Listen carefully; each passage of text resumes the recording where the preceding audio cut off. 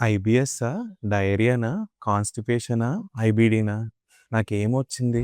ఇలాగ మీరెప్పుడన్నా ఆలోచించారా? హాయ్! నేను డాక్టర్ రఘువీర్ బలభద్ర, గ్యాస్ట్రోఎంట్రాలజిస్ట్, రాజు న్యూరో హాస్పిటల్, రాజమండ్రి. ఈ ప్రాబ్లమ్ చాలామంది కామన్‌గా ఎన్‌కౌంటర్ చేసేదే. దీని గురించి వర్రీ అవ్వకండి. ఐబీఎస్ అనేది కాన్‌స్టిపేషన్ అంటే మోషన్ బంద్ అవ్వడం కింద గానీ, డయేరియా అంటే మోషన్ ఎక్కువ అవ్వడం కింద గానీ, రెండిటిలాగా ప్రెజెంట్ అవ్వడం గానీ, రెండిట్లోనూ జరగచ్చు.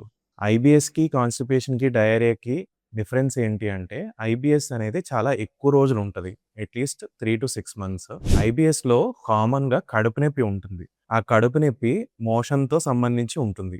ఎయిదర్ మోషన్‌కెళ్ళే ముందు రావడం గానీ, మోషన్‌కెళ్ళిన తర్వాత పెరగడం గానీ. కడుపు నొప్పి వచ్చినప్పుడు మోషన్ పలచపడ్డం గానీ, గట్టిపడ్డం గానీ ఉంటుంది. ఇది విరోచనాలయిన తర్వాత కామన్‌గా వచ్చే జబ్బు. ఇది ఎక్కువ రోజులు ఉంటున్నా, మోషన్‌తో పాటు బ్లడ్ పడుతున్నా, బరువు తగ్గుతున్నా జాగ్రత్తగా ఉండాలి. ఇలాంటప్పుడు వెంటనే గ్యాస్ట్రోఎంట్రాలజిస్ట్‌ని కన్సల్ట్ చేయండి.